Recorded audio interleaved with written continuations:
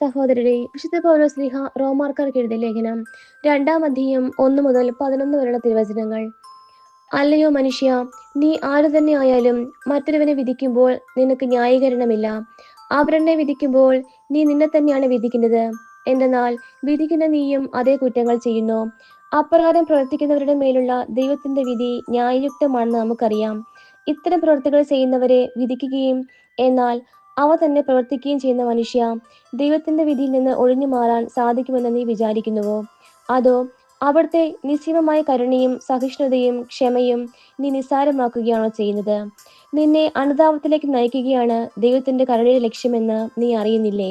എന്നാൽ ദൈവത്തിന്റെ നീതിയുക്തമായ വിധി വെളിപ്പെടുന്ന ക്രോധത്തിന്റെ ദിനത്തിലേക്ക് നീ നിന്റെ കഠിനവും അനുതാപരഹിതവുമായ ഹൃദയം നിമിത്തം നിനക്ക് തന്നെ ക്രോധം സംഭരിച്ചു വെക്കുകയാണ്. എന്തെന്നാൽ ഓരോരുത്തർക്കും താന്താങ്ങളുടെ പ്രവൃത്തികൾക്കനുസരിച്ച് അവിടുന്ന് പ്രതിഫലം നൽകും.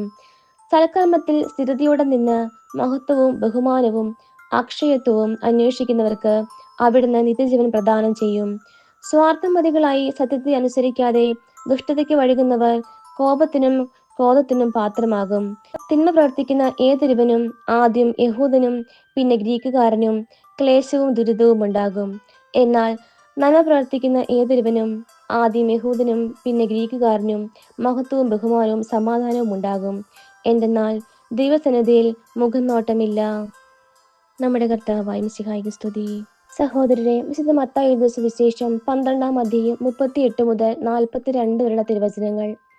അപ്പോൾ നിയമജ്ഞരിലും ഫരിസേയരിലും പെട്ട ചിലർ അവനോട് പറഞ്ഞു, ഗുരു, നിന്നിൽ നിന്ന് ഒരടയാളം കാണാൻ ഞങ്ങൾ ആഗ്രഹിക്കുന്നു. അവൻ മറുപടി പറഞ്ഞു, ദുഷിച്ചതും അവിശ്വസ്തവുമായ തലമുറ അടയാളം അന്വേഷിക്കുന്നു. യോനാ പ്രവാചകന്റെ അടയാളമല്ലാതെ മറ്റൊരടയാളവും അതിന് നൽകപ്പെടുകയില്ല. യോന 3 രാവും 3 പകലും തിമിംഗലത്തിന്റെ ഉദരത്തിൽ കിടന്നത് പോലെ മനുഷ്യപുത്രനും 3 രാവും 3 പകലും ഭൂമിക്കുള്ളിലായിരിക്കും. നിനവെ നിവാസികൾ വിധി ദിവസം ഈ തലമുറയോടൊത്ത് എഴുന്നേറ്റ് ഇതിനെ കുറ്റം വിധിക്കും. എന്തെന്നാൽ യോനയുടെ പ്രസംഗം കേട്ട് അവർ അനുദപിച്ചു. ഇതാ, ഇവിടെ യോനയേക്കാൾ വലിയവൻ. ദക്ഷിണദേശത്തെ യാജ്ഞി വിധി ദിവസം ഈ തലമുറയോടൊത്ത് ഉയർപ്പിക്കപ്പെടുകയും ഇതിനെ കുറ്റം വിധിക്കുകയും ചെയ്യും. എന്തെന്നാൽ സോളമന്റെ വിജ്ഞാനം ശ്രവിക്കാൻ അവൾ ഭൂമിയുടെ അതിർത്തികളിൽ നിന്ന് വന്നെത്തി. ഇതാ, ഇവിടെ സോളമനേക്കാൾ വലിയവൻ. നമ്മുടെ കർത്താവായ മിശിഹായ്ക്ക് സ്തുതി.